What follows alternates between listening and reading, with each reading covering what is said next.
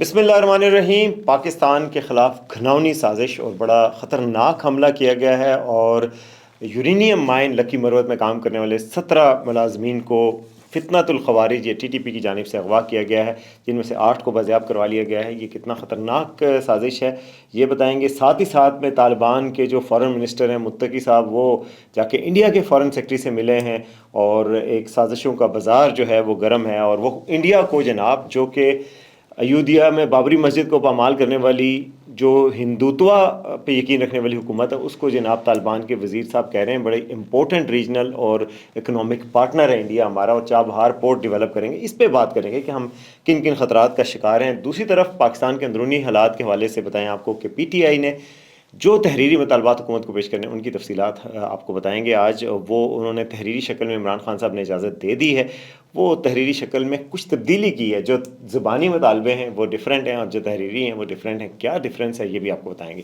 سب سے پہلے جناب اس چینل کو سبسکرائب کریں، ویڈیوز کو لائک کیا کریں۔ میری طبیعت تھوڑی سی ناساز تھی، اس وجہ سے میں 2 دن تک آپ سے مخاطب نہیں ہو سکا، لیکن آج یہ واقعہ اتنا خطرناک تھا کہ میں نے کہا آپ سے بات کرنا بہت ضروری ہو گیا۔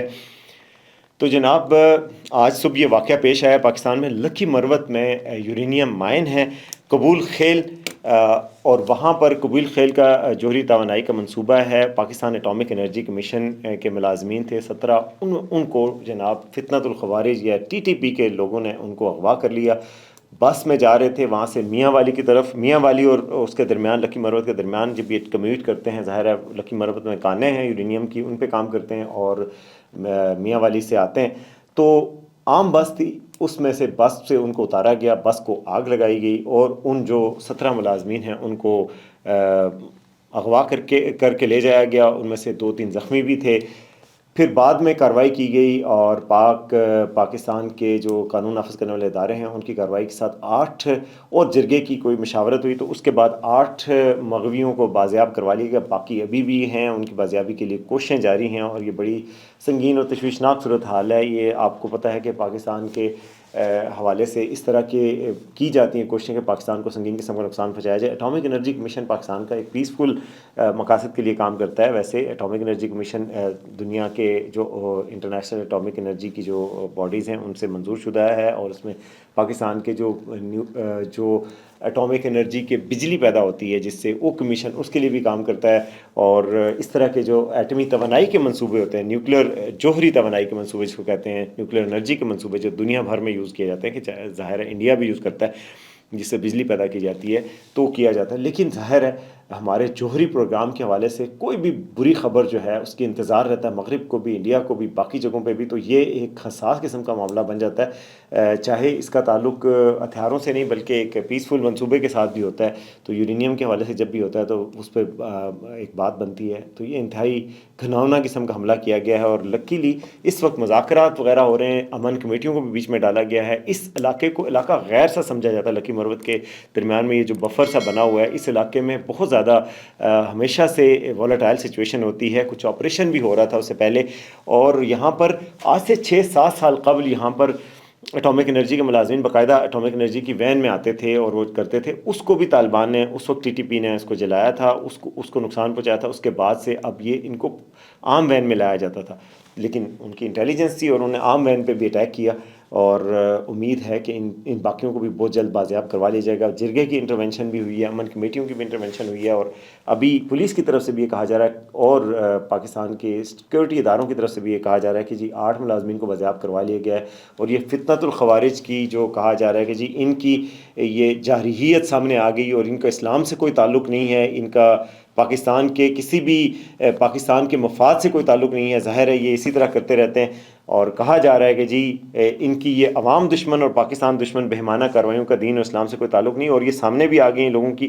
سیکورٹی فورسز اور قانون نافذ کرنے والے اداروں نے اب تک 8 ورکرز کو بازیاب کروایا ہے، یہ کہا جا رہا ہے، اور سویلین ورکرز کو اغوا کرنے کے بعد وہاں کے مقامی ٹھیکیدار کی گاڑی کو بھی آگ لگائی ہے انہوں نے، اور یہ نہتے سویلین ورکرز تھے، اور قبل خیل میں 17 سویلین ورکرز کو بھتہ خوری کے لیے وہ کہتے ہیں کہ جی اغوا کیا گیا ہے، اور سیکورٹی فورسز نے یہ اس عزم کا اظہار کیا کہ ان کو کیفر کردار تک پہنچایا جائے گا۔ تو بہرحال یہ ایک تشویش کی بات تھی، اور یہ خبر امپورٹنٹ ہے، اور اللہ کرے کہ یہ ان کو بازیاب کروا لیا جائے اور جو پاکستان کے دشمن ہیں ان کو شکست ہو۔ دوسری طرف دشمن سے یاد آیا کہ جی طالبان نے جناب کل ملاقات کی ہے دبئی میں. طالبان کے جو وزیر خارجہ ہیں امیر خان متقی، انہوں نے انڈیا کے خارجہ سیکٹری ہیں وکرم مستری، ان سے ملاقات کی ہے. بڑی دوستیاں آڑی گاڑی چھین رہی ہے جناب دونوں کی. اور ملاقات کے بعد جو افغانستان سے پریس ریلیز جاری کی کہ اس میں کہا گیا کہ انڈیا بڑا اہم پارٹنر ہے، اکنامک پارٹنر اور ہمارا پارٹنر ہے اور ہمارے بڑے تعلقات ہیں، ہم چاہتے ہیں کہ ان کو آگے بڑھایا جائے. اچھا، انڈیا کی طرف سے پریس ریلیز جاری کی گئی اور کہا گیا کہ جی ہم ان کے ساتھ پارٹنرشپ کو، تعلقات کو آگے بڑھانا چاہتے ہیں. ماشاء اللہ کہاں. اور پھر یہ کہا گیا کہ جی وہ چابہار پورٹ جو ایران سے پاکستان کو بائی پاس کرتے ہوئے، پاکستان کی کراچی اور گوادر کو بائی پاس کرتے ہوئے ایران کے راستے سے انڈیا اور افغانستان کو ملواتی ہے، اس کو فعال کیا جائے گا اور وہاں سے ٹریڈ کی جائے گی. اور یہ افغانستان کی پالیسی کا حصہ ہے. تو جو افغانستان اسلام کی بات کرتا ہے، جہاں پہ خواتین کو اسکولوں میں پڑھنے نہیں دیا جاتا کہ جی یہ تو اسلام کے خلاف ہے، وہاں پر ہندوتوا پہ یقین رکھنے والی حکومت، بھارتی حکومت، جو کہ کھلے عام اسلام دشمنی کی حرکتوں میں ملوث بھی جاتی ہے، جہاں پہ مسلمانوں کو گوشت کھانے کی وجہ سے قتل کر دیا جاتا ہے، گوشت پایا جائے کسی کے فریج میں تو اس کو مارا جاتا ہے، اس حکومت سے پنگیں بڑھانا یہ کون سا اسلام ہے؟ مجھے سمجھ نہیں آئی ویسے کہ آپ اگر آپ اسلام کے نام پہ آئیں تو آپ کو اسلام کے رشتے کا خیال رکھنا چاہیے. جب پاکستان آپ کو بار بار آفر کرتا ہے کہ آپ دہشت گردوں کی حمایت کے بجائے پاکستان سے دوستی بڑھائیں، اور برادر اسلامی ملک کہا جاتا ہے بار بار آپ کو، تو آپ یہ برادر ازم کہاں چلا جاتا ہے؟ جب آپ کے مہاجرین کو پناہ دینی ہو تو پاکستان نے سب سے زیادہ 30 لاکھ سے زائد مہاجرین کو پناہ دی. دنیا میں سب سے بڑی مہاجرین کی ہجرت پاکستان میں ہوئی تھی. ایران، افغانستان ایران، انڈیا، کسی ملک نے بھی افغان مہاجرین کو شہروں میں آنے نہیں دیا، کیمپوں میں رکھا گیا. پاکستان واحد ملک ہے جہاں پر آپ کو کیمپوں میں نہیں رکھا گیا، باہر آنے دیا گیا. اس کے بعد عوامی زندگی میں بھی شریک کیا گیا، مختلف جگہوں پر کام شروع کیے گئے. آپ کو صحت کی سہولیات، تعلیم کی سہولیات، اسکالرشپس تک دیے گئے. اس کے باوجود آپ کو کرکٹ ٹیم کو سکھایا گیا، کرکٹ ٹیم کی کوچنگ کی گئی، اور کرکٹر بڑے بڑے یہاں پہ پلے بڑے، جائیدادیں ہیں ابھی تک آپ کی، اور آپ دشمن سے، پاکستان کے دشمن سے اس طرح کی پنگیں بڑھا رہے ہیں. تو یہ افسوسناک بات ہوگی. کیا یہ کھلا تضاد نہیں ہے؟ اس بارے میں آپ سوچیے گا تو آپ بتائیں کہ کیا یہ ٹھیک بات ہو رہی ہے یا نہیں. مجھے تو سمجھ نہیں آتی کہ پاکستان میں خوشیاں منائی گئی تھیں. عمران خان صاحب نے کہا تھا غلامی کی زنجیریں توڑ دی ہیں.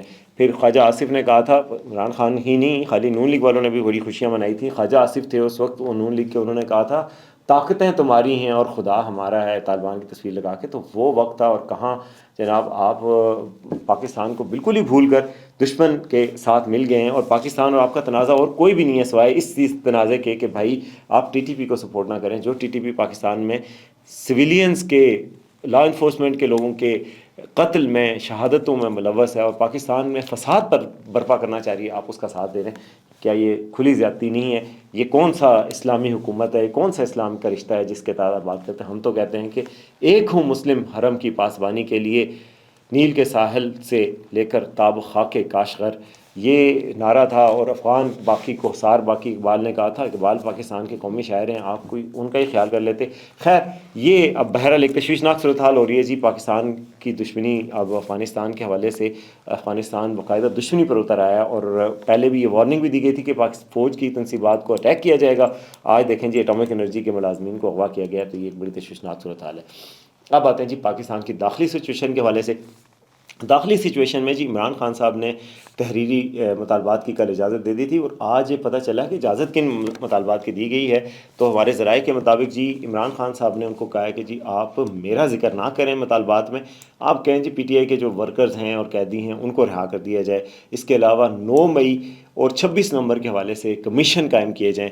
اور انہوں نے کہا جی اگر کمیشن قائم ہو گیا تو مذاکرات آگے بڑھیں گے. ویسے میں آپ کو بتاؤں تو یہ بات ہے، اپنی نہیں بتایا. کیوں نہیں بتایا؟ کہ یہی بات تھی. این آر او ایک لفظ ہے، اس سے پی ٹی آئی گھبراتی ہے، کیونکہ ہمیشہ پی ٹی آئی نے نون لیگ کو تانے دیے، پیپلز پارٹی کو تانے دی، عمران خان صاحب نے تانے دیے تھے کہ آپ این آر او نہیں دوں گا میں، یہ این آر او مانگ رہے ہیں، یہ وہ.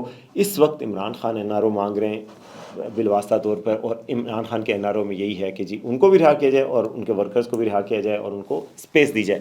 تو وہ لکھ کے اگر دے دیں تو وہ بعد میں لیک ہو جائے گا، سب کو سامنے پتہ لگ جائے گا کہ آپ باہر کچھ اور کہتے ہیں، اندر کچھ اور کہتے ہیں. ابھی یہ بات مذاکراتی کمیٹی کئی دفعہ کہہ چکی ہے کہ عمران خان صاحب کو رہا کیا جائے، لیکن تحریری مطالبے میں خان صاحب نے ہدایت کی ہے کہ یہ نہ لکھنا کہ عمران خان کو رہا کیا جائے، بس یہ لکھو ورکروں کو رہا کیا جائے اور 9 مئی پہ کمیشن بنایا جائے اور 26 نومبر پہ، تو یہ طے ہو گیا ہے۔ اور حکومت کی طرف سے بھی سنجیدگی اتنی نہیں ہے، لیکن حکومت ظاہر ہے اس پہ بات آگے بڑھ رہی ہے۔ کچھ لوگ کہہ رہے ہیں کہ جی بڑی بات آگے بڑھ گئی ہے اور ظاہر ہے حکومت کے لیے مشکل ہو گئی، گل ود گئی ہے، مختاریہ حکومت دس دی نہیں پئی۔ ایسی کوئی بات نہیں ہے، میرے ویسے ذاتی رائے میں ان مذاکرات سے کوئی خاص عمران خان صاحب کو بڑا فائدہ ہونے نہیں جا رہا۔